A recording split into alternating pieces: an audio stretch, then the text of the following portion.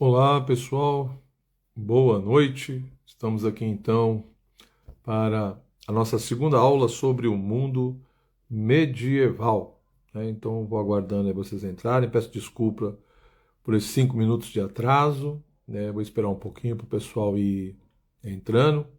Que vocês possam ir avisando outras pessoas aí. Que a live está começando, né? Hoje que nós vamos falar sobre a visão de mundo, do universo, da história do homem medieval. Então já vou agradecendo aí o pessoal que está entrando, né? O Jorge, Valéria, Luiz aí. Muito obrigado pela presença. Boa noite a todos. Que vocês possam, repito, ir avisando e convidando outras pessoas, né? Padre Jefferson, boa noite, obrigado. E outros aí que estão entrando, né? Muito obrigado pela presença de vocês, tá? Essa live vai ficar gravada, depois vai ser disponibilizada também no YouTube. Então você que estiver assistindo depois, você possa compartilhar também aí quem ainda não se inscreveu no meu canal do YouTube, que possa se inscrever. Se você ainda não me segue no Instagram, que você possa começar a me seguir aí, né? Então hoje nós estamos na nossa segunda live sobre o mundo medieval e eu vou falar justamente sobre a visão de mundo e a visão da história que o homem medieval tinha. E quem tiver interesse aí, tem um cupom de desconto também na minha plataforma Studium. É só você usar Joel15, você tem 15% de desconto lá na minha plataforma Studium, que tem vários cursos lá sobre Santo Agostinho, os padres da igreja e outros que eu vou colocando aos poucos, tá bom? Ora, pessoal, quando nós falamos de fato de Idade Média, uma coisa que chama muito a nossa atenção é justamente a visão de mundo do homem medieval. É a maneira como ele concebe a realidade, a maneira como ele concebe o universo, é carregada de particularidades, né? Então, com certeza, se nós levarmos em consideração muitos elementos do mundo moderno, do mundo contemporâneo, nós vamos ter uma experiência de estranhamento muito forte, né? Por quê? Porque, como todo mundo já deve ter estudado na escola, aquela questão de que o mundo medieval, a visão de mundo dos medievais, a maneira como eles concebiam a própria questão do universo, né, está muito atrelada à ideia de que a Terra está ali no centro, né, toda aquela questão, enfim, do geocentrismo, etc. Mas as coisas não são tão simples assim, né? Ou seja, existem muitos detalhes, muitas particularidades que nós vemos nessa visão de mundo, né? E até para compreender muitas coisas que os medievais defendiam, nós precisamos levar em consideração essa visão de mundo, essa cosmologia que está implícita, que está pressuposta ali em muitos textos, né? Então, quem está chegando aí agora, que você possa colocar a sua pergunta, né? Vamos dialogar, posso colocar aí sua dúvida, tá certo? Meu boa noite a todos. E começando então a nossa live aqui, o que eu tenho para dizer, ou seja, quando nós pensamos no mundo medieval, na visão do universo que os medievais têm, nós percebemos o quê? Que, como toda realidade criada, evidentemente o mundo está vinculado a uma ideia de movimento, de mudança, né? Mas principalmente a imagem, né? O mundo era como visto como redondo, né? Como se fosse uma bola, né? Então, quando nós pensamos no mundo, nós temos que pensar numa realidade redonda e meio que comparado ali a um ovo, né? Então, essa simbologia, essa imagem, ela é importante. Então, o mundo é como se fosse redondo, como uma bola, né? E comparável a um ovo. E aí o que acontece?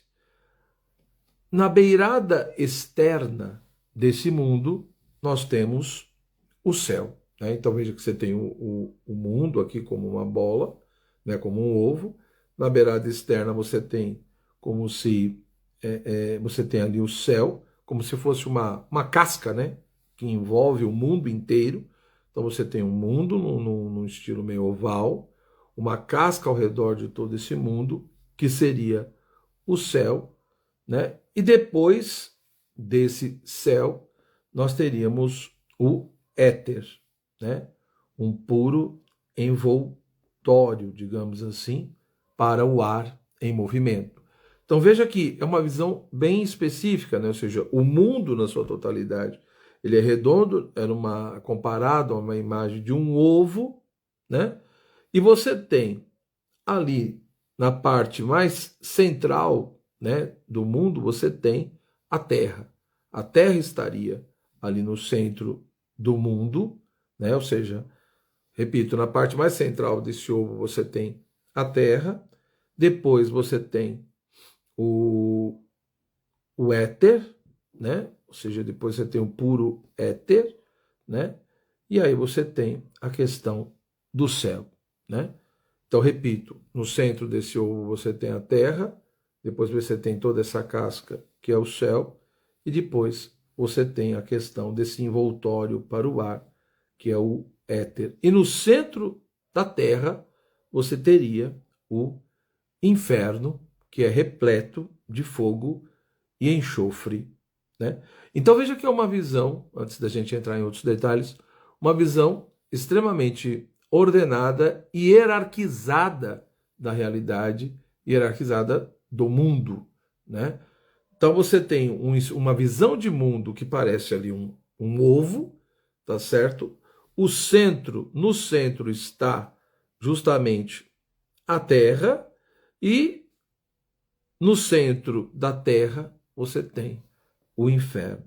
Acima disso, você tem ah, o céu, né, essa casca que envolve todo o mundo, e depois é que vem a questão do éter, né, o éter puro, que seria um tipo de envoltório para o ar em movimento, né? E quando nós nos detemos um pouco mais nessa visão do inferno, onde está repleto de fogo e enxofre, existia também a noção, a ideia de uma parte superior do inferno e de uma parte inferior do inferno, né? Ou seja, a parte superior do inferno, ela se estreitaria, essa parte superior, enquanto que a parte inferior, ela passaria por um processo de dilatação, ela se dilata, tá? Isso é interessante porque a gente vê claramente, né, que nesse ponto aí do inferno, né, a região mais central do inferno era chamada de Erebo e era habitada por dragões e serpentes que movimentavam fogo, da mesma forma que tinha também uma outra parte, um outro lugar que exalava vapores, que era chamada de Aqueronte, né? Então havia várias outras subdivisões, digamos, de lugares ali nessa questão do contexto do inferno. Mas o que é interessante é isso, né? Você tem o mundo com a sua casca, que é o céu, né? Você tem a terra que está ali no centro, e no centro dessa terra o inferno. Você tem a parte superior, a parte inferior. A superior se estreita, a inferior se dilata, né? E na dimensão, na região mais central do inferno, você tem o Erebo, que é onde era habitada por dragões e serpentes, tá? Ora, essa estrutura, evidentemente, repito, pressupõe toda a noção de ordem, de hierarquia, né? E aí muitos vão perguntar, mas professor, e a questão do paraíso? E a questão de Deus? Não entra nessa visão de mundo? Sim, entra. Mas para nós compreendermos, né, aquilo que simplesmente vai além desse céu aí, enquanto casca que envolve todo mundo e a própria questão do éter, do puro éter, nós precisamos compreender justamente como que os medievais entendiam a questão dos elementos, né? Ou seja, terra, água, ar e fogo. E essa sequência não é por acaso, ou seja, de fato, eles começam e viam, faziam toda uma análise, né, dessas realidades, tá certo? A partir daquilo que era mais pesado para aquilo que era mais leve. Então é por isso que a Terra, ela é considerada primeiramente, ela é a mais é o mais pesado dos elementos, justamente por isso está, né, no centro do mundo, e é pelo poder de Deus que ela retém sua posição central no mundo, né, e não simplesmente por competência própria. Depois nós temos a água, que já é mais leve, né, e que circula e penetra a terra, ela se junta nos mares e reparte-se sobre a terra nos rios e nas fontes, né? E desde o mundo medieval já se falava muito da questão da, da influência da lua, por exemplo, sobre a questão das marés e tantas outras coisas. Depois nós temos o ar, né? E quando se fala em ar, no primeiro momento, nesse contexto medieval, é tudo o que se assemelha ao vácuo, né? Tem uma afinidade, ele é afim à umidade, pois é um tipo de água mais leve. Nele habitam os demônios, né? Aguardando o dia do juízo com todo tipo de temor, né? É do ar que os demônios tiram os seus corpos quando eles querem se manifestar, se mostrar aos homens. Então veja que como essa questão dos elementos é importante, né? A terra sendo o elemento mais pesado, digamos assim, né? Ela então vai estar justamente no centro do mundo por causa disso, e é lógico se mantém ali pelo poder de Deus. A água já é mais leve, mas também penetra a terra, se juntando nos mares e se distribuindo nos rios. O ar já tem toda uma afinidade com a questão da umidade, pois é um tipo de água que é mais leve, mas essa questão do ar é importante porque eles acreditavam que era no ar que habitavam os demônios e esses demônios esperavam o juízo presente nesse ar e desse próprio ar tiravam os seus corpos quando queriam, né, se tornar visíveis aos homens, etc. Né? E é interessante porque nessa análise do ar, aí acaba tendo um desdobramento, digamos assim, sobre uma consideração da questão dos ventos e a própria questão do arco-íris, né? Ou seja, no fundo, os ventos, né, são simples ondas de ar, né? Com o seu hálito, eles absorvem a água e depois faz com que elas vai se transformando tudo isso em nuvens, né? Quando os ventos se precipitam nas nuvens, né? Acaba se entrechocando e aí vem um fogo terrível. O que quer dizer isso? Olha, a maneira do medieval falar e entender a questão do trovão, né? Dos relâmpagos. Então, o trovão era um ruído causado, né, pelas nuvens e pelos ventos, e o relâmpago seria esse fogo terrível resultado de todo esse processo, etc. Né?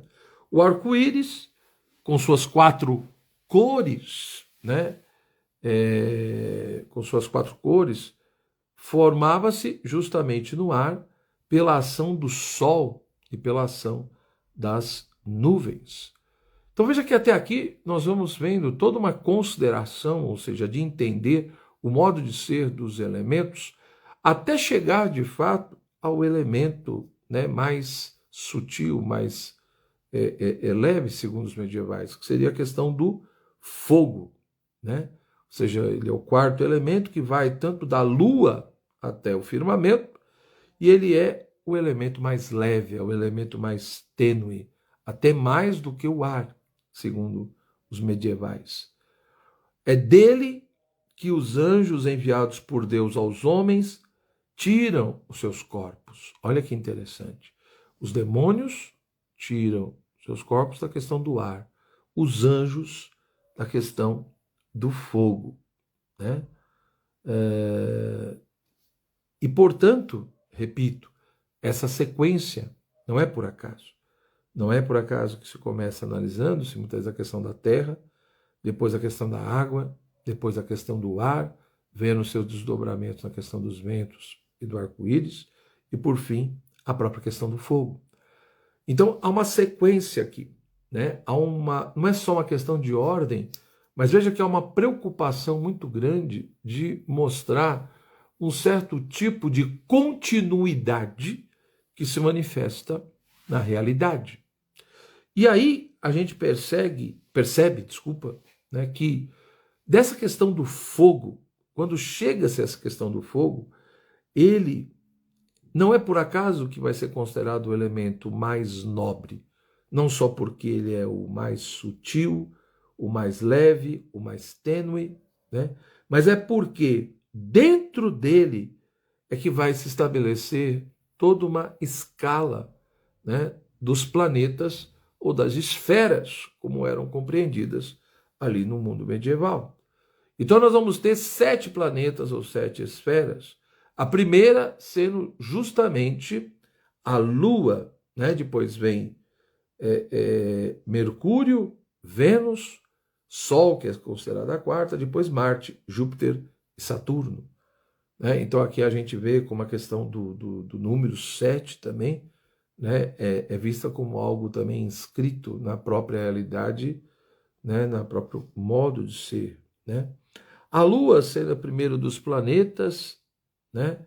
E a menor das estrelas, teria um corpo redondo, uma natureza de fogo, né? E misturado ali com água. Careceria de luz própria e seria iluminada pelo Sol, né? Que é a quarta esfera, como eu já falei. Sol, que era considerado 8 vezes maior que a Terra, que também que possui uma forma esférica e uma natureza de fogo também. O que é interessante do ponto de vista medieval, ou seja, é que essas 7 esferas ou 7 planetas, todas eram, se entendia que todas eram arrastadas de leste a oeste pelo movimento impetuoso do firmamento. Contudo, no caso do Sol, era interessante aqui uma peculiaridade, né? Havia a ideia de que o Sol resistia a rotação do próprio mundo e procurava se mover-se em sentido oposto. E assim ele acabava atravessando todo esse zodíaco no espaço de 365 dias. Né? Mas o que é interessante nesse modo de analisar o mundo, né? Principalmente nesse movimento das esferas e nessa revolução dos planetas, digamos assim, é que tudo isso, segundo o homem medieval, nessa compreensão da realidade, tudo isso gerava um tipo de música, de musicalidade, de sons maravilhosos, né? Sons que nós não ouvimos, né, com nosso ouvido corpóreo, etc., pois eles se originam para além do ar e os sons que nós captamos, que nós percebemos no ar. Então, se eles se originam para além do ar, não tem como nós conseguir perceber isso. Mas é interessante que existia então toda essa musicalidade, essa ideia de sons maravilhosos, né? Ou seja, uma admirável melodia, justamente devido à harmonia presente no mundo, né? Ou seja, uma verdadeira escala musical ia se estabelecendo da terra ao firmamento, como se fosse também um verdadeiro louvor ao Criador, né? Ora, a grande questão é que se eu tenho o fogo, né, que é o elemento mais nobre, e dentro dele se estabelece a escala dos 7 planetas, acima do fogo estaria a 8ª esfera, né? Estaria esse 8º ponto, que é justamente o céu. E aqui devemos ter um cuidado, né, e prestar uma certa atenção, porque quando se fala que o céu, essa 8ª esfera, né, que segundo os medievais girava com enorme velocidade em torno da Terra, mantendo-se, né, equidistante do centro desta, né, que tinha toda uma natureza sutil e ígnea também, né? Quando se fala do céu, em primeiro lugar está se falando do céu superior. E esse céu superior seria o quê? O firmamento propriamente dito, né? Que teria 2 polos ali, né? O polo norte seria um deles, né? E no fundo é o único que nós veríamos, seria esse polo, né? Nós teríamos as estrelas que estariam fixas nesses céus ali, e só Deus conheceria os seus grupos e nomes. Os cometas, que seriam estrelas providas de caudas fogosas, né? E a Via Láctea, que aparentemente é como se fosse uma faixa branca estendendo-se ao longo desse céu. Então, quando se pensa nessa questão do céu, no âmbito do céu, a primeira coisa que de fato vem à tona é essa ideia do céu superior. Porém, para além desse céu superior, para além do firmamento, teria o céu aquoso. Ou seja, o que seria esse céu aquoso? Né? Seria o céu das águas, né? Ou seja, águas semelhantes às nuvens que se movem, digamos, ao redor do céu. Então você tem ali o céu superior enquanto firmamento, e ao redor dele vai se estabelecendo esse céu aquoso, né, constituído de águas. Né? E o que é interessante é que acima desse céu aquoso, aí sim nós teríamos o que os medievais chamariam de céu dos espíritos, né? Que seria desconhecido dos homens. Os homens não têm como vislumbrar esse céu dos espíritos enquanto eles simplesmente estão vivendo neste mundo. Por quê? Porque é nesse céu dos espíritos que morariam os anjos e as almas dos bem-aventurados. Tá? Mas a coisa para aí? Não. Ela não para aí. Né? Por quê? Porque se por um lado eu tenho o céu superior, o céu das águas, o aquoso, o céu dos espíritos, acima de tudo isso e para além de tudo isso, nós temos o céu dos céus, que seria justamente, nessa visão, a morada de Deus. Né? Ou seja, o céu dos espíritos é o paraíso dos paraísos, né? Mas para além desse paraíso está o céu dos céus, que é a morada de Deus, né? Que realmente transcende, né, tudo aquilo que podemos conceber ou imaginar. Então, o que nós vemos nessa visão de mundo dos medievais? Né? É nítido, né, como Alexandre Poiré vai chamar a atenção no seu livro chamado Do Mundo Fechado ao Universo Infinito, tentando explicar as várias mudanças que a concepção de mundo acabou ocorrendo, né, devido à filosofia moderna. Ele mostra, por exemplo, que é nítido que aqui, nessa visão de mundo, nós temos uma concepção hierárquica, ordenada, e, portanto, a ideia de um espaço que é profundamente heterogêneo. Ou seja, cada coisa, de fato, tem o seu lugar natural. E se eu penso num mundo, no sentido de um cosmos, de um mundo ordenado, hierarquizado, realmente, dentro de todo esse processo de movimento que ocorre no interior do mundo, eu preciso entender que as coisas, elas buscam e são levadas a atingir o seu lugar natural. Cada uma tem a sua função e o todo, né, esse cosmos se mantém ordenado na medida em que em cada coisa está no seu lugar, cumpre a sua função e uma correlacionando com a outra dentro dessa ordem natural e dessa ordem hierárquica. Por isso que o espaço é heterogêneo, ou seja, não é tanto faz, tanto fez se uma coisa está num lugar ou em outro. Né? Essa é a primeira coisa que chama a atenção. Né? Portanto, também a ideia de continuidade, como eu já falei, uma coesão muito singular, a maneira como se pensa a unidade e a coesão desse mundo, a relação de continuidade entre as coisas, né? A própria questão de hierarquia, a própria questão do simbolismo religioso, que eu já falei na live de ontem, que está gravada aqui, né? A gente vê claramente isso, ou seja, todos esses elementos, né? Dois polos espirituais que estabelecem-se claramente. Então você tem ali toda uma realidade, todo um mundo material, mas por um lado você vai ter toda uma dimensão que é superior, né?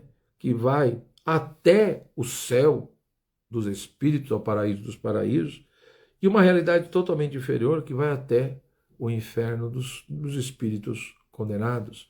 E, na realidade, os homens que estão nesse mundo, né, nessa vida ainda, eles ocupam, né, estão numa situação profundamente intermediária. Por quê? Porque ainda, na realidade, os bons e os maus não foram separados. E também não foi estabelecido um juízo, né, individual, né, definitivo sobre a bondade ou a maldade de alguém. Mas quando a pessoa morre, no momento em que ela morre, e também no fim da própria história, tudo isso vai ser estabelecido e a separação será feita, né, segundo essa perspectiva medieval, né? Então, repito, aqui nós já vamos percebendo, né, uma visão extremamente ordenada, hierárquica do mundo, do universo, da realidade, né? E que vai ter, e era vista assim, de uma maneira muitas vezes realista, ou seja, né, os medievais acreditavam profundamente nisso, quer dizer, eu tenho um mundo ali, visto como uma grande bola, uma estrutura oval, né, o centro é a Terra, né, tem toda uma casca que é o céu, depois vem o éter, né, depois tem a função de cada elemento, né, por último a questão do fogo, no fogo as 7 esferas, começando pela lua, né, depois em cima do fogo a questão da 8ª esfera, que é o céu superior, que é o firmamento, o céu das águas, que vem depois, o céu dos espíritos e, por fim, o céu dos céus, que é o trono de Deus, a morada de Deus, que vê tudo, que conhece tudo, que rege tudo e que sustenta todo esse mundo. Ele que conhece todas as coisas, ele que governa e rege todas as coisas. Ele não só criou, mas ele conserva e procura auxiliar e dar às suas criaturas tudo o que é necessário para que elas atinjam de fato o fim último que foi estabelecido por ele mesmo, né? E, evidentemente, né, que se essa era a visão de mundo do universo dos medievais, quando nós pensamos ou analisamos o modo como eles viam a história, a maneira como eles compreendiam a história, ou seja, se o mundo está muito ligado, a visão de universo e de mundo está muito ligada ao conceito de discussão do que é o espaço, né? Por outro lado, quando nós pensamos na história, nós estamos falando justamente de algo que se desenvolve, né, nesse próprio estabelecimento do tempo, né, da questão da temporalidade. E aí é nítido, né, do ponto de vista dos autores medievais, né, que nós não temos várias histórias paralelas que estão concorrendo, história de povos, né, e de nações, etc., ou grupos ou raças. Só existe, de fato, uma história, segundo nessa perspectiva medieval. Só há uma história universal que abarca a todos e, portanto, totalmente vinculada à história santa, à história da salvação. Ora, esse modo do homem medieval compreender e pensar a problemática da história, evidentemente que recebeu muitos elementos do pensamento agostiniano. Santo Agostinho, quando escreveu A Cidade de Deus, ele ali desenvolveu toda uma filosofia da história, toda uma teologia da história, né? E, por conseguinte, é óbvio, toda uma maneira de se compreender, né, a própria questão do tempo e o desenvolvimento do tempo, né? Então, do ponto de vista do homem medieval, tem algumas coisas que chamam a atenção. A primeira coisa, que é claríssimo, né, e principalmente devido à influência de Santo Agostinho e outros autores, havia o reconhecimento e a defesa explícita de que a história, né, do mundo, a história do ser humano, a história da humanidade, ela depende de um princípio ordenador transcendente e não imanente. Ou seja, as coisas não acontecem por acaso. Elas não acontecem simplesmente por pura casualidade e de forma aleatória. Então, nesse sentido, a história, no sentido geral, do ponto de vista do homem medieval, ela lembraria um grande drama, né, escrito por Deus, e levado à efetivação, levado à cena pela humanidade. Então, por um lado, existe sim toda a participação em presença humana, mas por outro lado, o princípio, né, o fundamento e o sentido de tudo isso, ele está fundado em uma realidade transcendente, em um ordenador transcendente, e não em algo que está preso no plano da imanência e que se confunda com qualquer outra coisa, né? Seja a matéria, seja o mundo, seja a natureza, seja o homem, seja o que for, né? Então, o princípio ordenador não é imanente. Ele não está subscrito no interior do próprio mundo e da própria história, mas ele transcende, né? Mas ao mesmo tempo que ele transcende, ele está vinculado e age e conduz todo esse processo. Então, evidentemente, né, que nós temos aqui uma visão profundamente teológica, extremamente vinculada a uma concepção religiosa, né? Então você vê que a interpretação, a leitura, o entendimento do que seria a história, dos seus desdobramentos, acaba estando preso em 3 pontos, né? Ou seja, você tem no primeiro momento toda a questão da criação do mundo, da criação dos seres, da criação, né, das coisas, da parte de Deus. Só que além da criação, você tem o momento da redenção. E quando se fala do momento da redenção, já se pensa aqui principalmente na questão da encarnação do Verbo divino.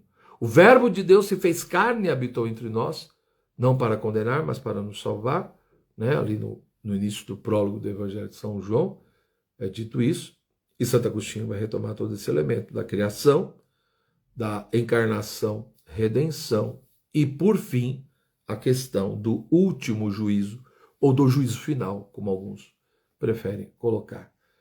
Então veja que nesse aspecto, nessa perspectiva, dentro desse esquema, né, se vê claramente que não tem essa ideia de uma compreensão do tempo como algo que não tem começo, que não tem fim, né?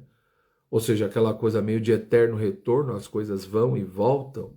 Então isso é deixado de lado, né? Na patrística isso já era questionado, etc. Então, essa questão do eterno retorno, essa questão de que as coisas vão e voltam, ou de um tempo que não tem nem começo nem fim, não. É uma questão meio que linear. A coisa teve um início, né? Ou seja, o princípio absoluto de tudo é Deus, ele que criou tudo por amor e livremente, mas como o ser humano pecou, né, e também para levar ao coroamento toda a sua criação e planificação e para nos salvar, o Verbo se fez carne, habitou entre nós e fez ali, digamos, a sua obra de redenção, procurando cumprir a missão que o Pai lhe deu. E essa história continua agora, né? Isso para nós, ou seja, o Cristo, de acordo com essa fé católica, né, cristã, o Cristo já venceu a morte, já venceu o pecado, né, já venceu o demônio, mas ele venceu, e essa vitória plena e o estabelecimento, ou seja, ao início da história e ao fim da história, ao início do tempo e ao fim dos tempos. Isso, e é uma história onde, por um lado, você tem a marca do pecado, por um lado você tem a queda e a marca do pecado, mas também, na medida em que o Verbo se encarna, ali a história, o tempo, não é mais apenas a marca do pecado, da queda, mas também se transforma no momento da conversão e da salvação, né, devido a toda essa misericórdia e essa graça de Deus manifestada. Por isso que, nessa perspectiva histórica, nessa compreensão, a encarnação do Verbo de Deus e a redenção realizada por ele vai ser vista como o centro da história. Por isso que vai se frisar muito isso, o antes de Cristo e o depois de Cristo, né? É o centro da história. Teve o início do tempo, o princípio da história, né? Aí vem toda a marca do pecado, mas também o tempo e a história se transformam num lugar de salvação e redenção, na medida em que o invisível se torna visível, que o transcendente entra nessa própria história, né? O divino assume o humano, e aí caminhando para esse fim, caminhando de fato para o fim dos tempos, onde Deus será tudo em todos, onde de fato seremos julgados, né? E cada um vai saber realmente quem é bom, quem é mau, quem realmente se abriu à graça de Deus, enfim, foi chamado, escolhido por Deus, e quem não foi, né? Ora, além disso, nós percebemos, portanto, né? E uma questão que é importante, que muita gente vai dizer, mas o homem medieval não respeitava e não valorizava a questão da história, né? Ou seja, ficava lá preso num monte de fantasias. Ora, aqui nós precisamos fazer uma observação. Quando nós pensamos, sei lá, na relação entre história e método, ou qual método usar, né? Ou como o homem medieval, além desses elementos que eu disse aqui, como que ele via a questão da história. E é nítido que os homens medievais eles não negavam a questão dos fatos, dos acontecimentos, ou seja, quando nós pegamos a história de um povo, de uma nação, ou a história individual de alguém, o homem medieval tinha essa clareza, existiam os fatos, né? Mas a grande questão é que nessa visão de história, nessa maneira de lidar com a história, de estudar a história, o homem medieval valorizava muito mais, né, a interpretação dos fatos do que simplesmente os fatos em si mesmos, né? Ou seja, a preocupação do homem medieval era não só conhecer os fatos, mas principalmente apreender, né, o significado, o sentido que estava por trás daquele fato, o sentido que aquele fato revelava ou apontava. Então, numa sociedade, como eu já disse na aula passada, na live passada, que era extremamente calcada, né, fundamentada no mistério e em toda uma dimensão simbólica da realidade, olha, quando se analisa a questão da história, não se nega que existem os fatos, mas os fatos em si mesmos não tão importantes. O importante não é o fato, né? Por exemplo, Jesus morreu na cruz. Isso é um fato. Mas o mais importante, qual é o sentido desse fato? Qual é o significado inerente, implícito nesse fato? Ele aponta para o quê? Né? E, portanto, muito mais importante do que simplesmente descrever fatos, era saber interpretar de uma maneira minimamente adequada esses fatos. Ora, o que pode nos ajudar a entender um pouco isso, essa maneira de lidar com a história, ou esse certo tipo de metodologia, aonde o mais importante não era tanto a questão cronológica ou dos fatos, mas sim saber interpretá-los e, portanto, atingir ali o sentido, o significado, é justamente, né, a exegese medieval. Ou seja, o modo como os autores medievais analisavam a questão dos textos, não só os textos bíblicos da Sagrada Escritura, mas também outros, né?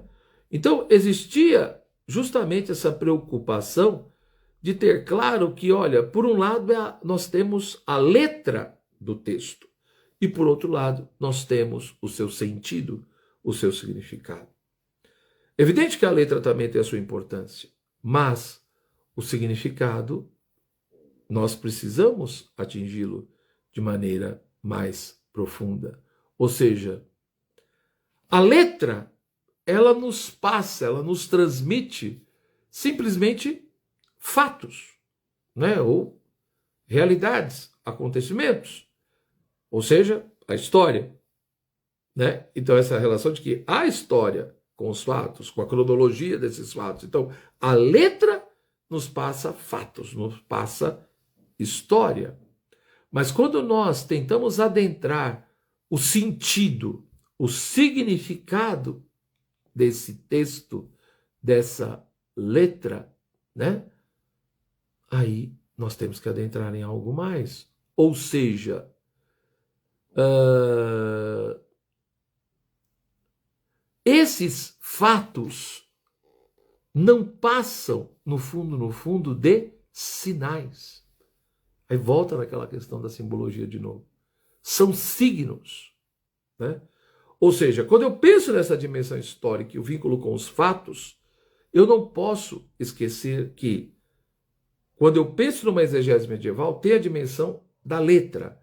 A letra mostra fatos, mas os fatos, nós não podemos esquecer que eles também não passam de signos, de sinais que apontam para algo mais elevado e mais profundo. Portanto, para um sentido que está ali, mas que não está de uma maneira totalmente explícita, né? Então, quando nós analisamos esses fatos e os compreendemos como sinais, como signos, e se é um tipo de sinal e de signo que mostra, que revela, que manifesta um sentido ou uma verdade moral, né? Isso vai ser chamado de uma explicação tropológica, tá? E quando se pensa, né, quando esse fato faz referência, né, a um mistério da fé muito mais sublime, aí nós temos, né, uma interpretação já mais alegórica. Então vai haver essas distinções, ou seja, eu tenho um fato que aponta uma verdade moral, então ali eu vou ter o quê? Né? Uma explicação, uma interpretação mais tropológica, tá certo? E quando eu vejo aquele fato como um signo que aponta para um grande mistério da fé, ali eu já tenho uma interpretação ou uma explicação mais alegórica. Então, repito, numa sociedade fundada no mistério, deixando bem claro que existe uma dimensão da vida, da existência que é mistérica, né? E que a própria realidade tem uma estrutura simbólica e uma linguagem simbólica, ora, ao olhar para a história, ao pensar e tentar compreender o que é a história, é evidente que o elemento religioso teológico ia ser muito presente e também o elemento simbólico. E, portanto, repito, não é que o homem medieval ele não valoriza os fatos, ou que ele negue os fatos, ou que ele acha que, né, como se ele vivesse num monte de apenas de fantasias, histórias, mitologias, sei lá o quê. Não, ele sabe que quando nós pensamos numa dimensão de história, tem relação com fatos, com acontecimentos, com questões cronológicas. Mas, ao mesmo tempo, ele está muito mais preocupado em interpretar esses fatos, porque, no fundo, esses fatos, né, são signo de algo mais profundo, de algo mais elevado, que é um sentido que está ali. E a exegese medieval, a maneira de ler um texto no contexto medieval, mostra justamente isso, quando se fala de uma interpretação tropológica ou alegórica. Ou seja, quando se vê ali uma verdade no sentido moral ou um grande mistério da fé que nós podemos adentrar. Tá? Esse era o modo dos medievais pensarem, tanto a questão do universo quanto a questão da história, né? Se alguém tiver aí algum comentário, né, alguma pergunta, fique à vontade, nós temos ainda aí um tempinho, né? Então, se você tiver alguma pergunta, alguma questão, faça agora, né? Se eu souber, eu procurarei responder, tá certo? Essa live vai ficar gravada, quem quiser assistir depois, e também vai ficar no YouTube, tá certo? E espero que tenha ajudado a compreensão de vocês, né? A finalidade aqui é justamente compartilhar um pouco, né, desse mundo medieval, do que ele foi, e esclarecer, né, e mostrar que às vezes tem algumas coisas que se fala da Idade Média que não tem muito sentido. Lógico que na visão de universo, né, do mundo medieval, muitas coisas vai se mudar depois, né? Principalmente nós vemos a partir do advento do estabelecimento, a presença maior do pensamento de Aristóteles, ali, no século XII, e principalmente no XIII, muita coisa já vai ser questionada, vai se mudando alguns pontos, né? da própria articulação e maneira de ver a natureza. E quando vem a modernidade, enfim, até hoje, é óbvio, né, que muita coisa já se questiona, muita coisa já nos coloca mais. Mas o que é interessante, né, repito, é essa coisa de que é uma ordem natural, hierárquica, né, e que, portanto, Deus é que sustenta tudo isso, a providência divina que rege todas essas coisas, e a história não poderia ser diferente. Ela também depende de um princípio transcendente, ordenador. Né? Teve o início, também terá um fim, e toda a sua plenitude dos tempos, nesse sentido, é quando o Verbo vem e encarna. E o Cristo, portanto, é o centro de tudo isso, o antes e o depois. Hoje em dia, muitos livros, né, nem querem mais usar a expressão antes de Cristo ou depois de Cristo. Né? Há enfim, uma tentativa de tirar tudo isso, né? Essa centralização de Cristo. Né? É lógico, pessoas que, pelo menos a grande maioria, né, que não são católicas, não são cristãs, querem fazer isso. Né? Então, repito, muito obrigado aí pela presença de vocês, né? Que você possa visitar a minha plataforma de cursos, Studium, tem o link aqui na bio do meu Instagram, né? Que você possa visitar essa plataforma. Lá tem vários cursos e tem um cupom de desconto, né? Joel15, se você quiser adquirir algum curso, é só usar esse cupom e você vai ter 15% de desconto. Dá uma olhada lá. E se você ainda não se inscreveu, né, no meu canal do YouTube, se inscreva, tem um monte de vídeos aí. Acompanhe, toda semana estamos colocando vídeos novos. E também que você possa, né, me seguir aí no Instagram. Mas eu pediria, deixe sua curtida, o seu comentário, né, compartilhe, isso ajuda muito. Né? Enfim, hoje ninguém quis fazer perguntas aqui. Tiveram várias pessoas que entraram, mas a maioria não permaneceu, né? Mas tudo bem.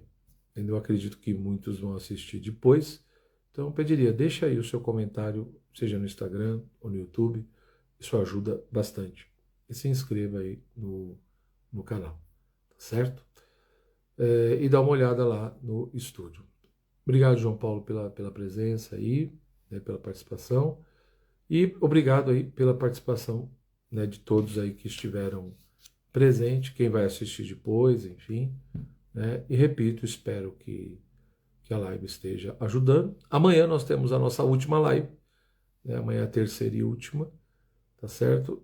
E aí eu vou falar sobre mais essa questão da arte e tudo, focando principalmente por que no mundo medieval, principalmente no século XII, né, e XIII, por que existe ali toda essa relação com a questão das catedrais, né? O que nós podemos encontrar nessa questão da catedral que nos ajuda a ver realmente toda essa simbologia e a concepção de arte, a problemática do belo no mundo medieval. Então, se você puder participar amanhã às 8h15, estaremos de volta aqui, tá bom? Um forte abraço, boa noite, Deus abençoe a cada um. Tchau, tchau.